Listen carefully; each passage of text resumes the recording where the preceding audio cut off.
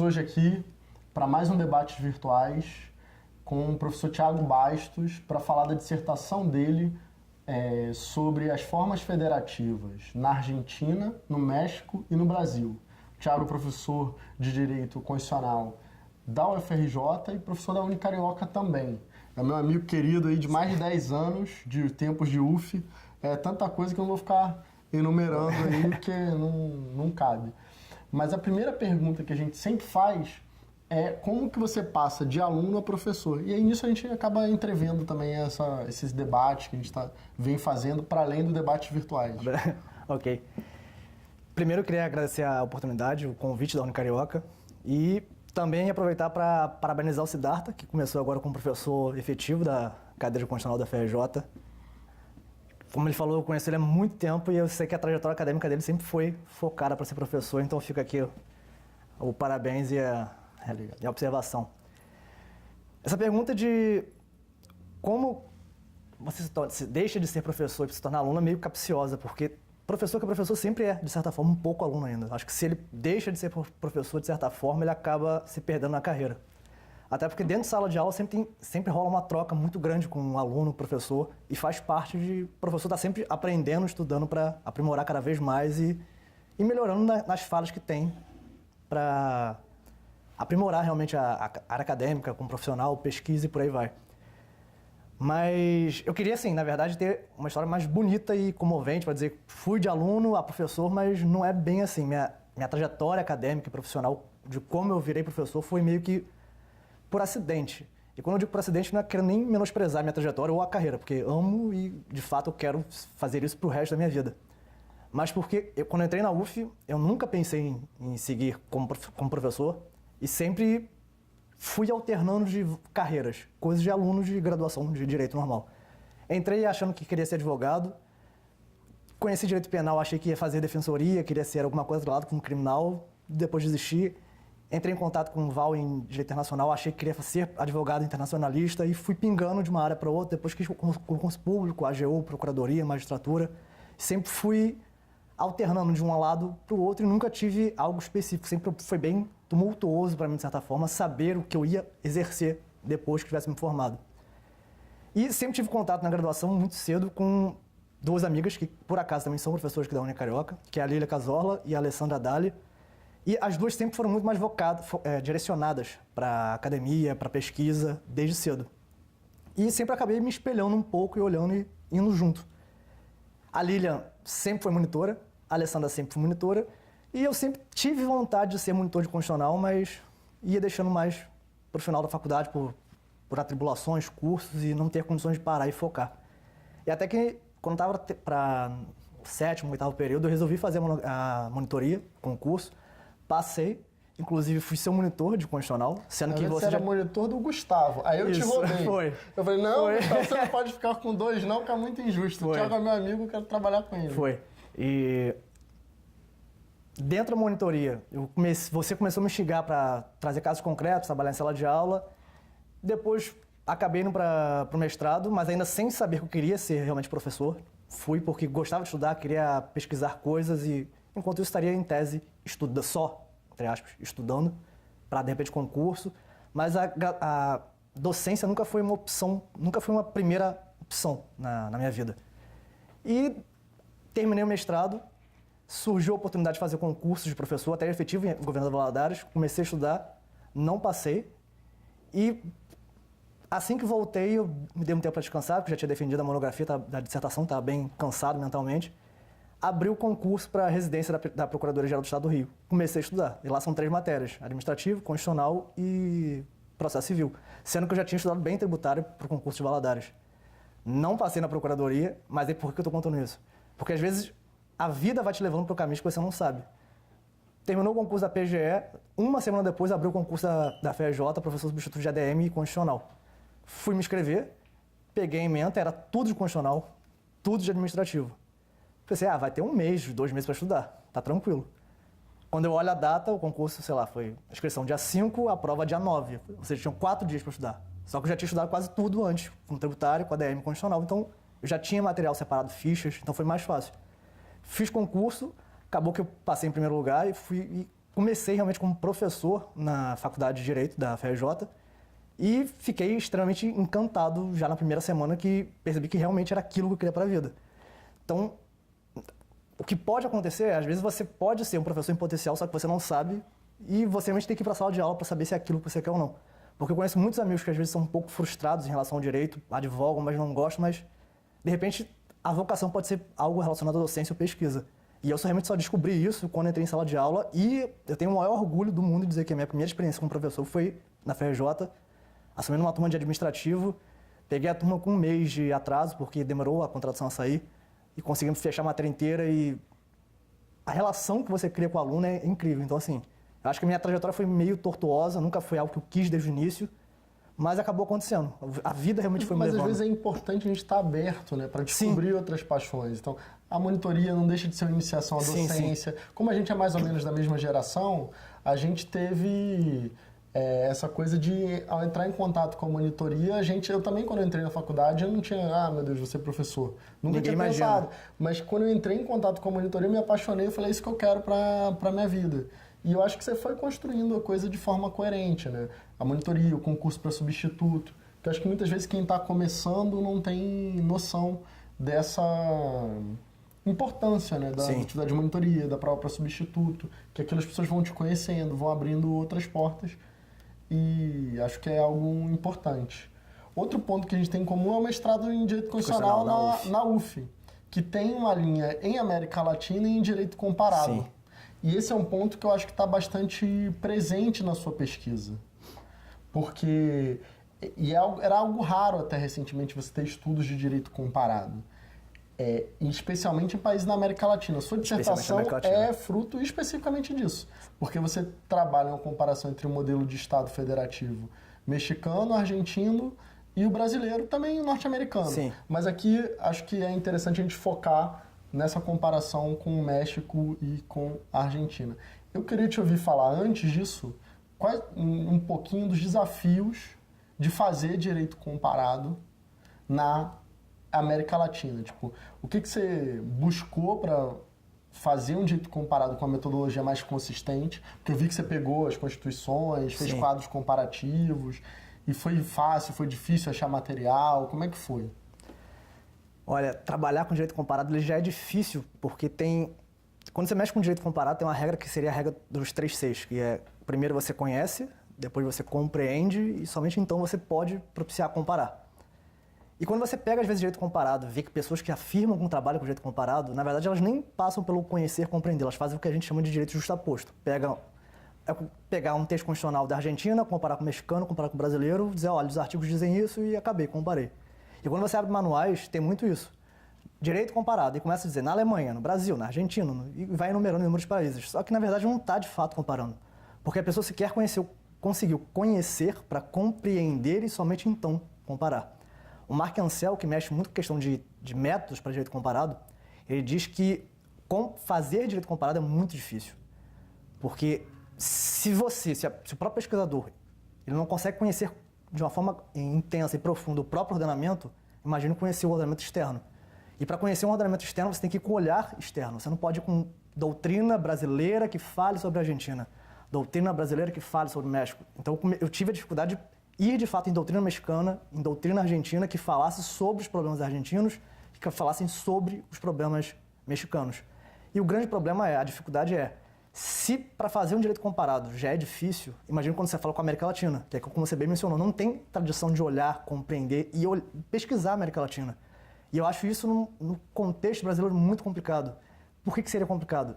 Porque nós somos latino-americanos. Só que a gente finge que não é. A gente tem um ranço, não sei se é uma angústia, tende a dizer que não gosta de ser latino-americano ou não se reconhece como latino-americano. Olha, geralmente, vou falar de federação, olha para a Alemanha, olha para os Estados Unidos e até olha para o Canadá. O grande problema, não tem um passado cultural, político e econômico que a gente tem, como é a América Latina. México e Argentina estão muito mais próximos da gente. Inclusive, de forma federativa, na América Latina tem a Venezuela, que inclusive na própria dissertação eu falo que eu por opção pessoal, resolvo excluir, porque seriam muitos países para comparar, e o caso venezuelano é muito mais complexo, ele tem muito mais sutilezas, tem muito mais nuances, então seria um caso de direito comparado somente entre Brasil e Venezuela, se fosse o caso. Eu já tinha muitos países, então a opção foi, de fato, cortar um. Então foi difícil fazer? Foi. Onde eu consegui material? Em biblioteca física eu não consegui. A grande sorte que eu tive foi a biblioteca da Universidade do México, Nacional do México, que é a UNAM, que tem uma biblioteca basicamente virtual, e nessa biblioteca virtual tem todo o material possível que você queira pesquisar de diversas áreas de conhecimento. Direito, história, geografia e por aí vai. E dentro do direito ela tem subtemas: civil, constitucional, administrativo, tributário. E pesquisando, esmiuçando, eu achei temas só sobre federalismo e comecei a levantar bibliografia pesada sobre federalismo na América Latina. E a partir desses textos eu comecei a pensar outros em referências bibliográficas. Comecei a comprar livros na Amazon. Um professor que me ajudou muito nesse tema, nesse sentido, foi o Eduardo Val, que foi meu orientador. Eu só consegui fazer um direito comparado por causa dele, pelos métodos que ele trouxe, a bagagem que ele me deu, o suporte, porque sozinho, de fato, eu não ia conseguir. Então, mexer com direito comparado é difícil? É. E aí entra mais uma vez uma frase do Marc Ancel. Direito comparado é difícil, mas quando você começa a fazer, entra uma frase que ele fala que mexe muito comigo, que é: quando você compara institutos, ordenamentos diferentes, o seu se sobressai com uma força muito maior. Porque você começa a perceber de fato as peculiaridades locais do seu em face dos outros. Você conheceu, compreendeu, comparou com outros, então o seu fica mais evidente. As peculiaridades do seu ficam muito mais enraizadas e você começa a olhar com certas nuances. E foi exatamente pelo direito comparado, que eu trabalhei nessa dissertação, que eu comecei e pensei a minha tese em doutorado, que mexe com o federalismo fiscal no contexto brasileiro. Então, bom, nesse ponto, quando você fala de olhar o outro ordenamento é também nos conhecer, eu acho que um ponto que sobressai na sua pesquisa é o passado colonial comum entre a Argentina, o México e o Brasil. E isso implica em pensar o federalismo como essas formas de alocação de poder entre o ente local, o ente central, enfim, de forma mais centralizada ou menos centralizada. Nesses 3 países, na sua pesquisa, a gente consegue ver ciclos de centralização e descentralização. Ora no momento está mais centralizado, ora menos.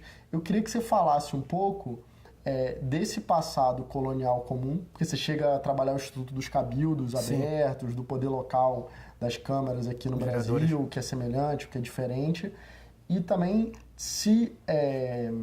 o que permanece e o que é que foi superado dessa herança colonial, desses ciclos de centralização e descentralização.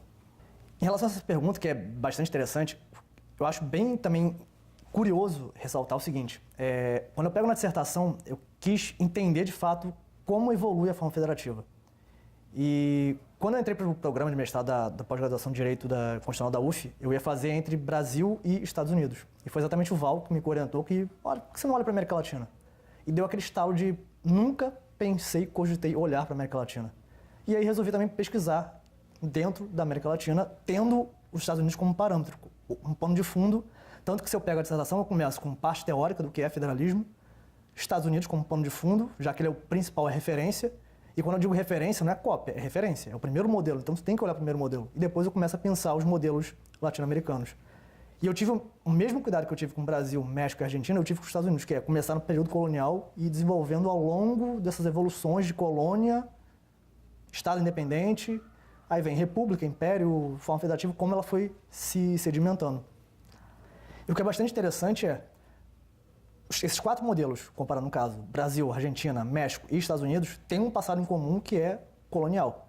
E tem um autor americano que é o Michael Borgese, que ele vai dizer: quando você olha para a federação que surge nos Estados Unidos, no período colonial, a relação que você tinha entre colônia, as 13 colônias dos Estados Unidos, com a metrópole Inglaterra, ela era federativa na prática, pelas distâncias, pelo isolamento geográfico, mas formalmente, institucionalmente não era.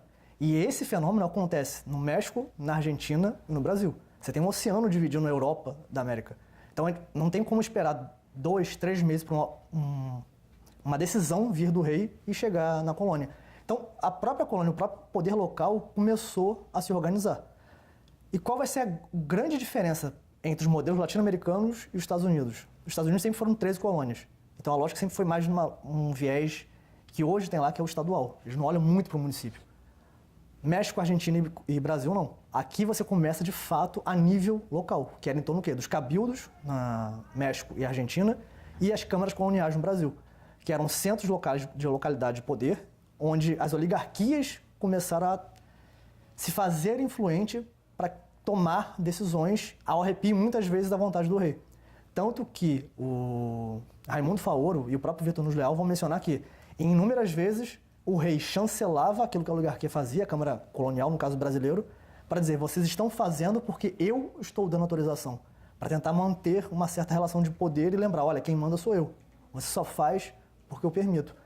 Então, o que se manteve do período colonial e o que foi suprimido até hoje? Talvez o que tenha se mantido seja exatamente esse sentimento federativo, que é, principalmente na questão da América Latina, que é a lógica local. Se você pegar o texto argentino e mexicano, eles mencionam o município como unidade autônoma. Não é ente federativo, mas é unidade autônoma. Por quê? Pelo passado histórico colonial. Coisa que os Estados Unidos não fazem, porque não tem essa tradição localista, municipalista. E quando você pega o texto brasileiro, ele também sempre menciona um município, e esse município ele vai ganhando força ao longo dos textos constitucionais. Começa na primeira Constituição de 1891 mais frágil, onde ficava basicamente subordinado ao texto estadual. 34, ele começa a ter competências tributárias próprias, ele começa a se fortalecer e ele vai ganhando cada vez mais força ao longo do desenvolvimento institucional brasileiro. Até que em 88 dá o corte, que é inovar, até mesmo a nível mundial, o direito comparado, que é uma federação trilateral tridimensional, que é União, Estados e municípios. E o fato do Brasil ter colocado o município como ente tem também problemas, que é município é ente, mas não tem assento no Senado Federal. Município é ente, mas não consegue viver por conta própria com suas próprias receitas. Então você começa a ter problemas do nosso modelo, mas é típico, é nosso. Então, o que se mantém? O sentimento de fato de esse viés, essa cultura descentralizadora.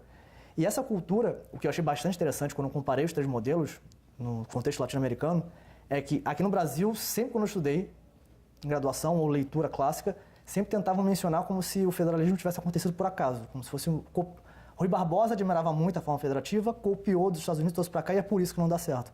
E não é bem assim. No México e na Argentina tem o mesmo discurso de pano de fundo, mas autores mais modernos tentam também desconstruir essa ideia. Porque tudo tem origem no passado colonial que reverbera nas práticas políticas. E quando você pega o Brasil, começa a analisar a evolução do Brasil de colônia, império e república, você tem, por exemplo, o Tavares Bastos, que ele tem um livro chamado A Descentralização Provincial no Brasil, que é da década do século XIX, e ele vai exatamente trabalhar essa questão de descentralização no império. Ele vai dizer, olha como no império já tinha sentimento federativo, porque nós sempre tivemos uma predisposição para ser federativos. E aí você tem um autor que é um historiador, que é o José Moura de Carvalho, que ele tem vários livros que trabalham essa questão política, desde o período colonial, que passa para o império e chega na república, e mexe com a questão federativa, que é bastante interessante, e dá uma visão diferente. Ele vai mencionar o seguinte, quando você olha para o Brasil, principalmente a ruptura de colônia para império, se existia um sentimento federativo desde o período colonial, que é a descentralização local, por que a opção foi monarca unitarista? O José Murilo vira e afirma, foi um pacto entre as oligarquias com a corte, com a coroa, com a família Bragança. Por que foi um pacto?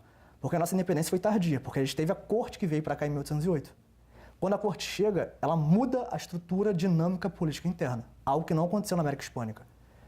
E quando você tem a corte aqui de 1808, até quando tem a Revolução do Porto e Dom João volta, levando a corte consigo, você muda as dinâmicas internas existentes no Brasil. Isso postergou de forma significativa a nossa independência. Por quê? Enquanto Napoleão invadiu a Espanha e você começou a ter levantes de independência na América Hispânica, a América Portuguesa estava unida, porque a corte estava no Rio de Janeiro, ela fugiu para cá. E aí o Januro vai dizer, como a nossa independência foi tardia, quando você olha para a América Hispânica e vê que a independência pela República não deu certo porque gerou guerra, gerou levantes, gerou morte, gerou abalos econômicos e abalos sociais. Em que sentido? Olhava para o iatianismo. Você teve uma revolução de escravos, porque teve o quê? Instabilidade interna. Você olha para o Brasil, a população de escravos era muito maior do que a população branca.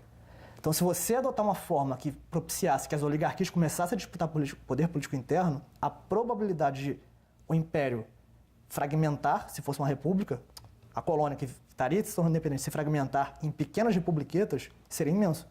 Então, a elite prefere adotar uma forma monárquica, centralizada, unitária, porque tem um elo que liga todas as províncias, que é a família Bragança, que é a coroa, em troca de manter o quê? A unidade territorial. E mantendo a unidade territorial, centralizado, você não tem o risco de unidades separadas afirmarem que a escravidão estaria abolida. E isso não traria o quê? Sentimento de rivalidade entre as unidades para também buscar a abolição. Então você tem toda uma trajetória que começa a pensar que nós temos sentimentos federativos, adotamos uma forma unitária por estratégia e, de fato, o Império manteve a proposta, que era, manter o território unido e, a longo prazo, abolir a escravatura, a escravidão. Tanto que José Bonifácio, que era ávido abolicionista, na Constituinte, ele não defendia a abolição, porque ele sabia que se defendesse, ele iria perder o suporte político das oligarquias. Então o Império ia ruir antes mesmo de sequer começar. Então você começa a ver que tem, de fato, um sentimento descentralizador. Tanto que, em 1834, José Murilo aponta, os liberais, durante o período regencial, pressionaram de que forma? A que fosse feita uma alteração à Constituição de 1824, que é o ato adicional de 1834, que, nas palavras tanto José Murilo quanto do Tavares Baixo, que mexe e estuda esse período, eles vão dizer, a monarquia foi federalizada. Você cria assembleias estaduais, você começa a dar poder político para as unidades, ao ponto de, das províncias, numa lógica unitária, ter poder político tributário, ou seja, ter tributos próprios, ela arcar com a própria questão financeira. Isso, nesse período do século XIX, é um avanço absurdo. Então, o que se mantém? Sempre se manteve o sentimento descentralizador, tanto no contexto brasileiro, contexto mexicano, quanto no contexto argentino. O que se perdeu? Quando você olha esses três modelos, você começa a perceber que a lógica que inicia local vai se perdendo. Ela vai sendo enfraquecida conforme o governo federal vai se incorporando cada vez mais. No Império, o município já foi enfraquecido. Chega na República, os municípios continuam enfraquecidos. Então você começa a ter sucessivos enfraquecimentos do poder local e fortalecimentos da união, tanto no modelo brasileiro, quanto no modelo argentino, quanto no modelo mexicano. E nesses vai e vem entre centralização e descentralização, nessa famosa frase que é sístoles e diástoles, que é expansão e contração, sempre quem perde, em regra, é o ente subnacional, ou o Estado ou o município. E é bastante interessante comparar, analisar da seguinte forma, quando você olha para o modelo dos Estados Unidos e tem esse fetiche de que é um modelo ideal, é um modelo que deve ser copiado, ou pior, é um modelo que não tem problemas. Isso é uma falácia. Por quê? Quando você olha para a evolução dos Estados Unidos, não foi pacífico, teve muita guerra e teve muitos problemas. Quando você sai de confederação para federação, qual foi o motim? O que gerou essa alteração? A forma confederativa não estava dando certo. Ela não se propunha para aquilo que ela se propôs ser, que é defesa internacional e por aí vai. A União criada, o governo central criado, era muito fragilizado. Ele não podia levantar tropas, ele não podia arrecadar tributos, ele não fazia nada. Ele era refém dos entes, não entes, como era a confederação, ele era refém das unidades componentes que detinham soberania. Então você tem a Convenção da Filadélfia que reforma o Tratado Internacional, que era o acordo político entre as unidades que formava a confederação. E nisso você cria um modelo federativo. Foi pacífico? Não foi pacífico. Porque desde o início até a sedimentação, que eu acredito que tenha ocorrido mais para o final do século XIX, você teve intensas turbulências internas no próprio Estados Unidos.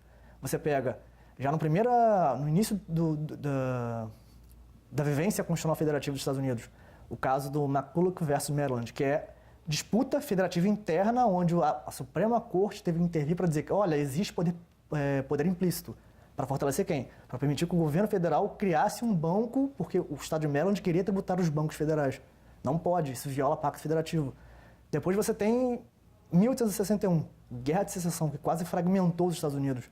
Para você ter algo desse nível, dessa força, magnitude que foi a Guerra de Secessão, é porque o sentimento federativo estava sendo sedimentado. É como se fosse um bolo que você bate, põe na forma, às vezes você tem que bater para assentar e soltar aquelas bolhas. Não estava sedimentado. A forma federativa ela se sedimenta ao longo do tempo, ela vai evoluindo e vai, de fato, sendo fechada. Então, quando você olha para os Estados Unidos e traça como um modelo ideal ou único, isso me incomoda bastante, porque não é um modelo único, não é um modelo ideal e não é um modelo perfeito. É o modelo dos Estados Unidos, que tem a ver com a cultura dos Estados Unidos. Assim como você olha para o modelo americano, modelo brasileiro, mexicano, argentino, é um modelo brasileiro, mexicano, argentino. Tem um autor na Argentina, que é conhecido como se fosse o nosso Rui Barbosa, que é o Juan Bautista Alberdi, e ele basicamente rascunha o texto constitucional da Argentina. E ele vai dizer, por que a formação da Argentina como Estado-nação foi postergada? Porque não sabia dosar o equilíbrio entre centralização e descentralização. Quando você olha para o contexto latino-americano, a forma federativa, ela exige uma descentralização? Exige. Nós tivemos isso no nosso passado colonial histórico? Tivemos. Só que nós tivemos isso associado com estruturas centralizadoras. Porque a coroa nunca quis descentralizar. Ocorria na prática. E ela tentava ela tentava vedar, bloquear. Fazia isso trazendo institutos que viessem a tentar centralizar o máximo possível. Aí Juan Bautista na Argentina. Temos que fazer uma federação nossa, intermediária. Não é nem a dos Estados Unidos, nem nenhum Estado centralizador. É um meio termo. Tanto que o rascunho que ele faz da Constituinte, que é uma federação mais centralizada, funciona e é o primeiro documento político da Argentina. Aí você tem todo o contexto peculiar da Argentina, que Buenos Aires não aceita, porque não quer ser controlado pelo governo federal. O próprio contexto político daquela época vai dizer que a Buenos Aires quer ser a única estrela que quer sufocar todas as demais. Só que ela tem que entender que ela é apenas mais uma dentre todos os demais estados que estão ali. E Buenos Aires sempre teve uma predisposição de ser o quê? Aquela que domina todos, porque sempre foi do passado centralizador. Era o vice-reinado, era o centro político, sempre foi e nunca quis o quê? Perder poder político. Então, o que se mantém, o que se ganha, o que se perdeu, o que se manteve? Se manteve o sentimento federativo. O que se perdeu quando você olha para esse passado que surge localista é que ele vai, de fato, se esvaziando. Quando você olha para o município hoje, a importância que ele tinha no passado era muito maior. Tem historiadores que vão dizer que as câmaras coloniais seriam equivalentes às nossas atuais assembleias legislativas, porque elas tinham o poder político era muito maior. Então, acredito que permeie por essas... natural de uma evolução histórica, de ganhar certas coisas e perder outras. Eu acho que talvez a maior conquista atualmente, seja no caso brasileiro, seja o município ser ente, apesar dos problemas que eu citei. Temos que trabalhar isso? Temos. Porque colocar o município como ente pode vir a ser problemático, porque o Brasil não é Rio de Janeiro e São Paulo. Se olha para o estado do Rio de Janeiro, tem municípios que... será que devem ser municípios? Nada contra alguns municípios, mas tem municípios que realmente não têm infraestrutura, não deveriam ser municípios. Pelo menos aglutinar, fazer a fusão entre municípios para que eles tenham até maior autonomia de fato. Porque se você depende de repasse financeiro, sua autonomia está bem fragilizada, está bem flexibilizada. Bom, então assim, feita essa comparação e dessa herança colonial comum, com os pontos positivos e negativos na América Latina, especialmente em comparação com o México, com o Brasil, a gente volta para o federalismo especificamente no Brasil. Uhum. Tem duas expressões que você usa, passada essa fase de colônia e império, para descrever o nosso federalismo. Um é um federalismo selvagem no Brasil República. O que é isso? E em segundo lugar, você fala que hoje a gente vive uma assimetria excessiva. Por quê? O federalismo hoje se tornou, e os dilemas, em especial dessa oligarquização, né? Quando você descentraliza, você dá poder às oligarquias, como você estava falando. Quando você centraliza, você supera um pouco as oligarquias, mas você gera problemas de um certo autoritarismo. Esse dilema, digamos assim, Tavares Bastos que você citou, e Visconde do Uruguai, entre bastante. Centralização e descentralização. Explica um pouco essa passagem de um federalismo selvagem para uma simetria excessiva, um federalismo domesticado, não sei. Pode ser um bom termo. Quando eu trabalhei essa ideia de federalismo selvagem, foi exatamente esse período. Quem seria primeiro o federalismo selvagem? É a Primeira República, ou o que a gente conhece como República Velha, que vai de 1891 até a Revolução de 30, 1930. Por que eu usei essa expressão federalismo selvagem? Quando o Vitor Nuno Leal trabalha o coronelismo em Estado e Voto, ele mencionando essa transição de império para república e república federativa. Ele vai inclusive mencionar que por que havia interesse das oligarquias migrar e sair de uma lógica unitarista, porque o Estado já estava unificado, não tinha mais nenhum problema de rompante de fragmentação, e começam a pleitear a descentralização. Eles usam uma expressão que a oligarquia tinha medo de dormir, entre aspas, na situação e acordar na oposição por meio de uma canetada do imperador. Qual o sentido que ele quis usar com essa expressão, para esse contexto político histórico? Quando você estava no Império, Dom Pedro II nomeava e exonerava quem ele queria como presidente de província. Então as oligarquias rodeavam o atual presidente, faziam seus vínculos e aquele presidente que foi, de certa forma, seduzido pelo poder oligárquico, já tem alguma vinculação e já traz vantagens para aquele grupo oligárquico, pode simplesmente não estar ali no dia seguinte. E ser colocado um novo que não tem vínculo com aquela oligarquia, mas tem alguma predisposição para se vincular a uma oligarquia que, de repente, seria uma rival a ela. Então havia instabilidade, uma insegurança política interna, nesse sentido de rupturas muito bruscas. Por que eles queriam a federação? Porque dentro da federação eu tenho autogoverno. Eu vou eleger quem eu quero e eu tenho um prazo, um lapso temporal fixo, onde a quem eu elegi vai ficar governando, não vai sair. Então ele usa esse momento para dizer, olha como que a federação está vindo também para cristalizar oligarquias. Isso é um contexto, um efeito colateral brasileiro? Não. Argentino, mexicano e até mesmo o americano. Tem artigos científicos que mostram que até mesmo nos Estados Unidos você tem essa ideia de federação, ela traz embutido uma ideia de cristalizar grupos oligárquicos. E se você parar para pensar, olhando até hoje, 88, desde 88, em tese, um federalismo que foi muito mais redemocratizado, que foi mais descentralizado, que olha mais para a questão, tem uma pegada democrática e participativa maior. Quem governa o Rio de Janeiro, basicamente, desde 88? PMDB. Se olha para São Paulo. Quem governa São Paulo, basicamente, desde a década de 90? PSDB. São sempre os mesmos grupos. Eles estão, de certa forma, cristalizados, principalmente em governo do Estado. O município tem uma mobilidade maior. Se você pensa no plano federal, em tese, fica um grupo que sai, entra outro grupo e fica. A tendência de se manter é maior, porque isso é um efeito colateral da lógica federativa. Isso você analisa nos entes subnacionais. Então, quando você olha para esse federalismo oligárquico, ou federalismo selvagem da Primeira República, qual é a ideia? A ideia é exatamente, você rompe uma lógica unitarista, você entra numa federação onde o governo central está enfraquecido. Tanto que o nosso federalismo é centrífugo, ou seja, a fuga do centro para as unidades. As unidades começam a ter uma maior força. E qual é a principal característica que mostra que as oligarquias tinham força nesse período? Imposto de exportação com ente subnacional, ou seja, com o Estado. O Brasil é o único país no mundo onde o imposto de exportação ficou com o Estado. Isso em 1891. O Estado que era liberal, agroexportador. Ou seja, ele dependia de mercado internacional, mercado externo, comércio externo. Ele não vive sem isso. Então, você colocar o principal tributo na mão de ente subnacional, de Estado, isso mostra que as oligarquias tinham uma força econômica política absurda, que elas conseguiram cooptar na Constituinte o poder para si. Só que aí entra um outro problema. Você pensa no Brasil que saiu do Império, se tornou república, e aí entra até uma frase que todo mundo sempre menciona e sempre é muito citado, que é do Rui Barbosa, que é... Ele afirma que ou o Brasil, a monarquia, se federaliza ou a federação vai trazer a república. Porque a ideia era, vai ter que descentralizar, com monarquia ou sem monarquia. O nosso modelo nunca foi republicano, se tornou republicano para se tornar federativo. A gente usou como se fosse um atalho, para efetivar de forma formal a forma federativa. Mas quando você começa a olhar esse federalismo oligárquico que surge em 1891, você vê também que, inclusive, não há federação para todos. Basicamente para quem? Rio, São Paulo, Minas, Sul. Basicamente o Cone Sul.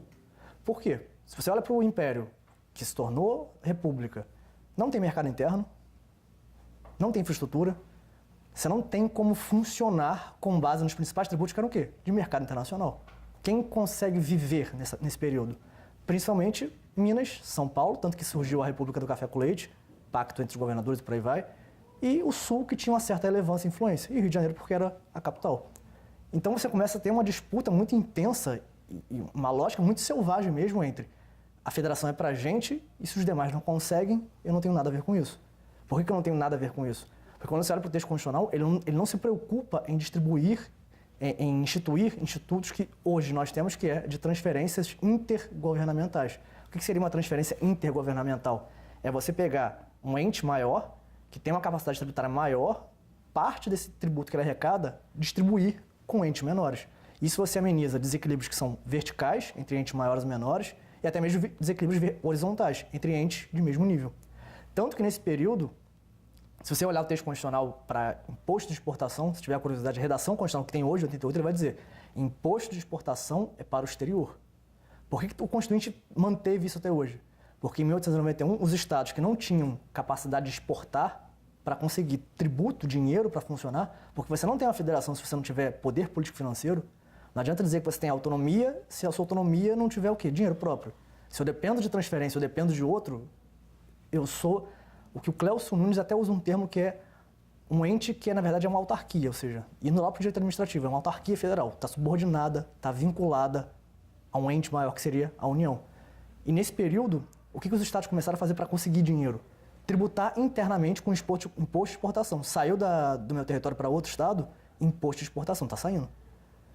discussão teórica, vários autores no período vieram, não, imposto de exportação é para o exterior, ou seja, para fora do Brasil. Porque não faz sentido, lógica interna, comércio interno, ter o quê? Uma federação que se tributa. Senão você mata o mercado interno e não tem por que ser uma federação que se tributa internamente, não propicia desenvolvimento econômico. Então, essa era a ideia do federalismo selvagem. Era um federalismo só para o Cone Sul e as outras partes ficavam ao léu. Tanto que foram as outras partes que sofreram o quê? Intervenção federal. A União tentando recuperar seu poder fazia o quê? Intervenção nas outras unidades que não tinham poder político, não tinham força econômica e ficavam, de fato, subordinadas ao governo federal, que ficava na mão, refém do Cone Sul, basicamente São Paulo e Minas, a República do Café com Leite. Claro que a gente teve ciclos de centralização e de descentralização, mas a gente chega num cenário atual que você diagnostica como de uma simetria excessiva. A gente é mais centralizado que o México, que a Argentina, que tem realidades socioeconômicas relativamente parecidas com a nossa, porque... E a segunda pergunta é, sempre se usa esse discurso de descentralizar vai gerar um problema de oligarquia para justificar esse processo de centralização política. Isso faz sentido ainda hoje? Sim? Não? Fala um pouco disso. Sim. Em relação a essa pergunta, existe uma excessiva simetria hoje? Para mim, sim. E uma simetria... Na verdade, existem duas formas de simetria. Uma simetria prevista no texto constitucional, que seria o que a doutrina chama, às vezes, de normas de pré-ordenação. Eu entendo como se fosse uma simetria mínima. Por que simetria mínima? Eu tenho uma federação onde eu tenho várias unidades que vão atuar articuladas politicamente entre si e eu preciso ter um padrão mínimo para funcionar. Preciso ter uma coerência sistêmica interna. E isso não é somente brasileiro. Você tem nos Estados Unidos, você tem no México, a Argentina, tem no Brasil. Nos Estados Unidos, a simetria mínima é somente em relação à forma republicana. O México expande um pouco mais, a Argentina fica mais livre e o Brasil, para mim, ele vai em excesso. Tanto que, se eu te perguntar, se você, em algum momento da sua vida, você abriu a Constituição do Estado do Rio de Janeiro, eu já sei que a sua resposta vai ser provavelmente não. E por que não? Porque você não precisa. As decisões políticas fundamentais estão no texto constitucional federal. Eleição de governador, Constituição Federal. Mandato, Constituição Federal. Como a Assembleia Legislativa funciona, Constituição Federal. Quantos são os deputados da Assembleia Legislativa, Constituição Federal. E ela faz isso, inclusive, para município. Então você começa a ter, como se vai se organizar toda a questão interna. Simetria, olhando para o governo federal, é um modelo federal. Então você tem uma Constituição que ela se esmiuça em excesso. Você tem princípios constitucionais sensíveis, tem outros elementos que vão ainda, que seriam as normas de pré-ordenação. Ou seja, a Constituição do ente infranacional, ou seja, do Estado, tem que observar, ele não pode inovar institucionalmente. Isso é coerente? Uma lógica sistêmica, sim. Eu acredito que esteja em excesso, mas uma lógica sistêmica tem certo sentido de ser. Só que a simetria... Também existe a simetria criada pela jurisprudência do Supremo Tribunal Federal. E isso é problemático. Isso foi até um tema da tua monografia. Foi. Que a gente trabalhou junto. E isso eu acho muito interessante porque você fez um estudo de casos bem rico sobre isso. Sim. Na época, eu tinha ganhado o prêmio da Alerj, que estava escrevendo sobre simetria, e estava fazendo sua monografia. Foi. E você aproveitou boa parte dessa pesquisa para o último capítulo da tua dissertação, que é muito interessante, porque você qualifica essa atitude do STF como criar esse princípio como uma panaceia paternalista. Quer dizer, eu estou vigiando o que o Estado pode ou não fazer. Fala um pouco mais dessa panaceia paternalista e do que você chama de uma perda experimental, como uma consequência dessa postura do STF de expandir essa simetria para além do texto constitucional. Então, como eu falei, você pode enxergar a simetria dessas duas óticas. Ou uma simetria mínima, que eu gosto de usar o termo mínimo, que pode ser dito na doutrina clássica, você pesquisando encontra normas de pré-ordenação, ou essa simetria criada pela jurisprudência do STF. Quando isso surgiu? No período ditatorial, foi criada a ideia da simetria no texto da Constituição de 67 e 69, onde, de forma expressa, dizia os Estados têm que observar desses princípios, e elencava inúmeros princípios que os Estados precisariam observar. A Constituição de 88 rompe com a lógica centralizadora e busca uma federação mais descentralizada, de fato. Quando você olha para o texto hoje, o artigo 25, que trabalha exatamente o texto constituinte do Estado, ele não menciona princípio da simetria. Ele não elenca princípios que devam ser observados pelo Estado-membro. Então você tem uma maior, em tese, maior liberdade. Só que o que acontece no nosso contexto? a gente sai de uma federação que era até de fachada, que era a federação de 67, 69, você está diante de um poder ditatorial, onde o executivo prevalece sobre os outros, você tem inúmeros ataques institucionais ao legislativo, ao judiciário, e, logicamente, a federação não tem como florescer num ambiente onde você centraliza o poder político na capital. Tanto que, no período ditatorial, como que a federação foi centralizada? A partir do dinheiro. Federalismo fiscal. Eu comecei a centralizar na União ao ponto dela arrecadar cerca de 76%, entre 76% a 80% da carga tributária. E isso em uma federação é excessivo ao extremo. E aí você olha para o STF, contexto de 88, ou seja, redemocratização, lógica completamente diferente, mas nós não tivemos uma ruptura, nós tivemos uma transição. Consequência, os ministros que foram indicados para o STF pela ditadura continuavam ministros do STF. E você não tem uma chave que você vai, liga e desliga, de período ditatorial eu vou pensar de uma forma, período democrático vou interpretar de outra. Então, o que começou a acontecer a partir de 88? Resgatou-se a jurisprudência da simetria. E aí tem um texto que é do Daniel Sarmento e do Cláudio Pereira de Souza Neto, que eles usam a expressão dizendo: o STF interpreta o texto constitucional de 88 de forma retrospectiva.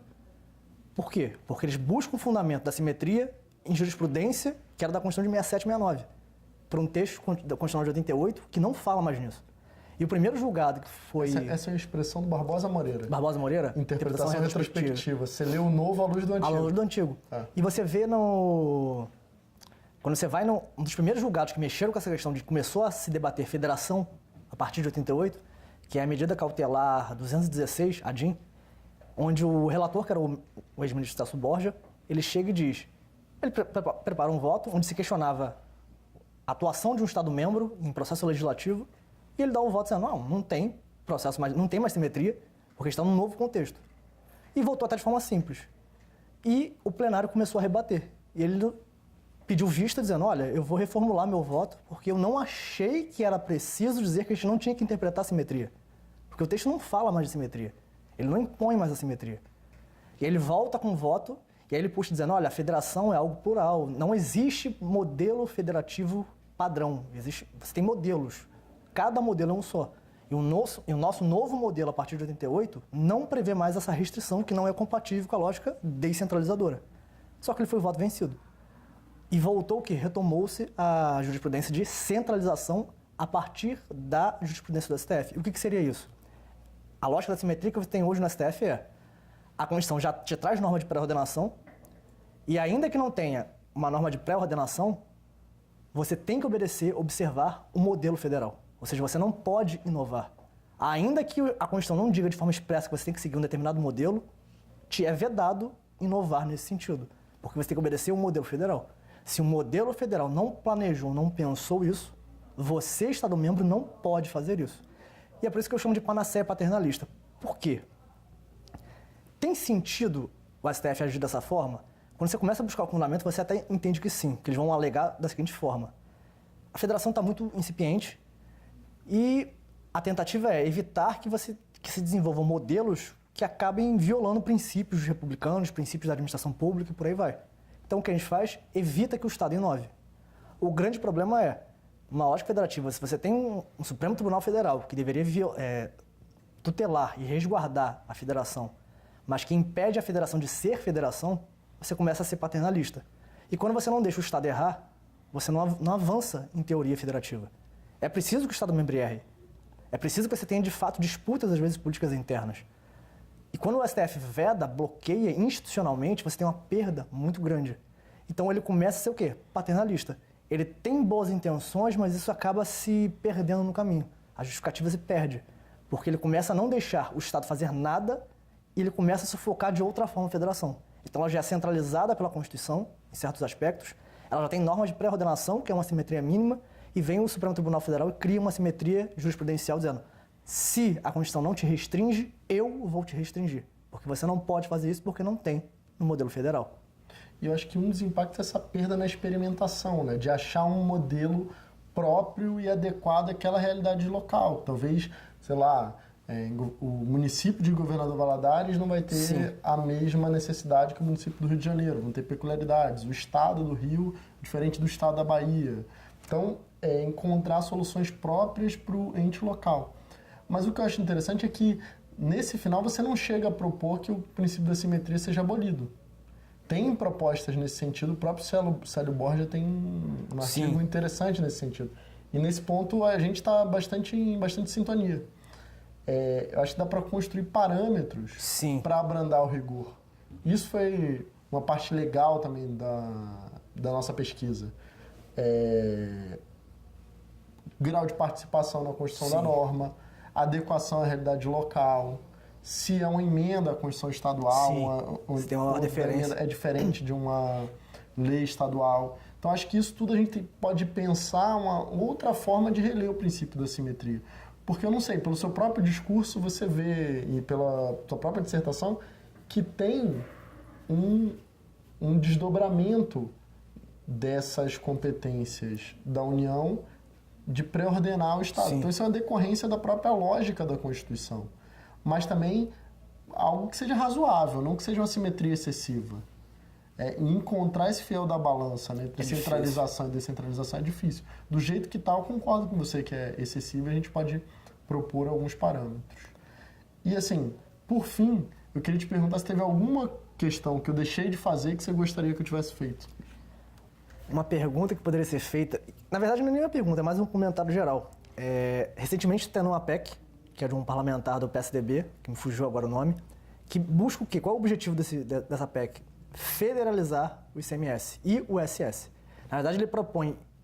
A PEC ela até é um pouco maliciosa, de certa forma. Ela diz que vai extinguir tributos de quais? IPI, COFINS, PIS, PASEP, entre outros, e ICMS e ISS. E criar o IVA, que é o famoso Imposto sobre o Valor Agregado a nível nacional. Qual é o problema dessa PEC para mim?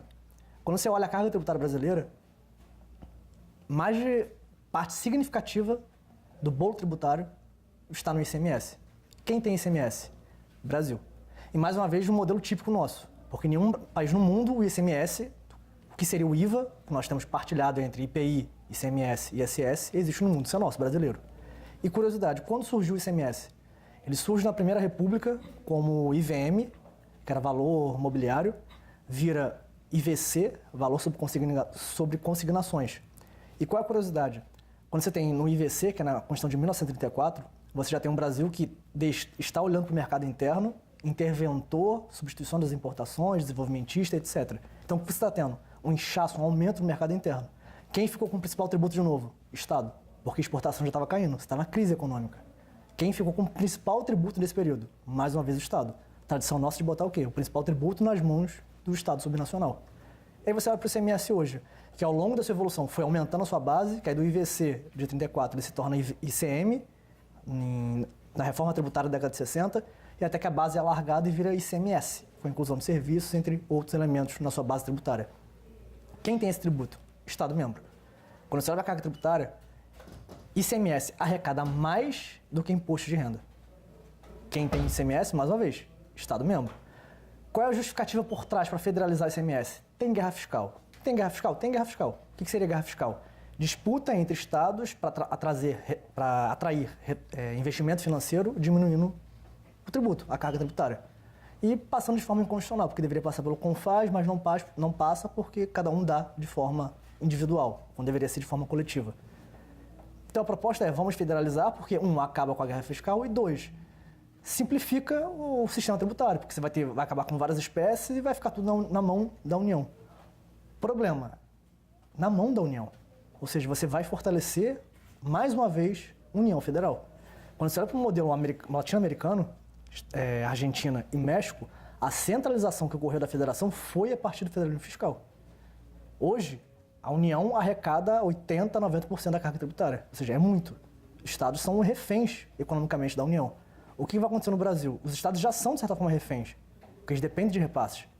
O estado do Rio de Janeiro é um exemplo clássico. Hoje, agora em tempos de crise, depende de repasses financeiros. Se ele perde o ICMS, ele fica de fato refém total. Por quê? Porque vai para o governo federal e é ele que vai ter o quê? O controle sobre a base tributária. Ah, mas as transferências são obrigatórias. São, mas se você vai lá no artigo 160, parágrafo único, tem várias exceções e dá para deturpar o modelo. Na Argentina, o modelo, em tese, a União não pode reter, mas retém. Então você consegue deturpar institucionalmente, se for o caso.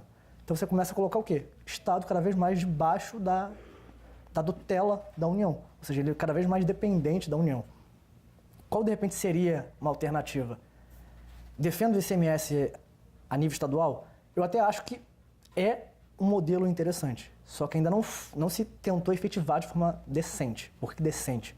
Porque quando você olha para o CONFAZ, um órgão que surgiu no período ditatorial, ele exige unanimidade para passar uma subvenção, ou seja, uma diminuição da carga, dar algum benefício tributário. E qual é o problema desse CONFAZ? Entre 2, 3 pessoas, é difícil você conseguir uma unanimidade. Imagine entre 27 unidades disputando com disparidades econômicas, sociais, nunca vai passar. Ou seja, o modelo não foi feito para passar. Então você já tem um bloqueio institucional que é o CONFAZ, que você tem uma nova realidade social e econômica, um novo pacto federativo que não mexeu no CONFAZ. Já é um problema muito grave. Segundo problema, quando você olha para a União, os principais tributos dela, imposto de renda e imposto sobre produto industrializado, que é o IPI, ela começa a não usar de forma tão intensa como poderia. A partir do quê? Da década de 90. O que aconteceu na Constituinte? Quem é fortalecido na Constituinte? Estado-membro. A redemocratização aconteceu em 82 com eleição direta para governador. Presidente, ninguém votou de forma direta. Então, o governador ele chega muito forte na Constituinte. Tem um livro do Abrúcio, que é Os Barões da Federação, e ele vai traçar exatamente esse panorama de como o governador se empodera na década de 80 e início dos anos 90. Isso reverberou o quê? Constituinte. Como? Você aumentou a base do ICMS, o ICMS continuou com o Estado-membro, e você aumentou as transferências intergovernamentais. Metade, quase, do imposto de renda é transferido para fundo municipal e fundo estadual. O IPI, às vezes até 60% vai para fundo estadual, fundo municipal. Quem perdeu dinheiro? União. Então, o que você tem no início da década de 90? Os estados ganhando poder tributário, ou seja, o poder político tributário estava fortalecido e você começa a ter o fato de que um boom na autonomia, eles começam a ter dinheiro próprio. O que a União faz? Ela começa a contornar esse modelo fiscal a partir da década de 90, já em 93, fazendo o quê? Aumentando e criando contribuições em detrimento de imposto do quê? Que ela compartilha. Por que contribuição? Porque o dinheiro é só dela. Ela não divide com ninguém. Só que o problema da contribuição, tributo vinculado. Eu só posso usar naquela finalidade. O que eu vou fazer? Crio o que a gente tem hoje, que é a DRU, que é a desvinculação de receita da União. Ela desvincula atualmente 30% daquilo que é vinculado e que ela não divide com ninguém, para substituir os impostos que ela deveria tributar de forma direta e que ela não tributa, porque ela divide com os outros. Então você tem a União deturpando o modelo fiscal. Então, na verdade, por que tem guerra fiscal entre os estados? Porque a União propicia. A União ela não age de forma federativa. Pelo contrário, ela atua competindo com os estados. Ela atua de forma a desfederalizar a federação. Porque a partir do momento que ela desvincula, desregula o modelo fiscal, você matou a autonomia. Se você parar para pensar que o modelo de 88, o federalismo fiscal, só foi utilizado até 93, originário, e desde 93 você tem um outro modelo fiscal, basicamente você tem um novo pacto. Um novo pacto feito pela União, sem levar em conta o quê? Estados. Você pega a reforma tributária, quem perde é Estado e município. Nunca é a União, nunca é ela que abre mão. Então, quando você olha essa proposta que é tentadora de federalizar ICMS, eu vejo com bastante ressalva. Porque eu vejo a experiência latino-americana, que é centralização e submissão dos Estados-membros. Teria, de repente, um outro modelo, um outro caminho? Talvez tentar usar o ICMS de forma efetiva. Fazer a União ser União e atuar de forma cooperativa com os Estados, não competindo. Caso de fato não funcione, talvez pensar um novo modelo que seria, de repente, uma nacionalização do ICMS. Fazer um IVA nacional com um órgão nacional controlando, não a União. Porque todos estão subordinados a esse órgão que é nacional. Todos influenciam. Seria, de repente, um modelo melhor do que federalizar. Colocar mais um tributo na mão da União e controlar, que vai, de certa forma, controlar os Estados-membros. Porque se você perde ICMS, você não está perdendo somente tributo, dinheiro. Você perde poder político. Eu uso o ICMS para mexer, para atrair investimentos, para fomentar a economia local ou não. Então, não sei até que ponto seria válido o Estado perder ou não esse poder político.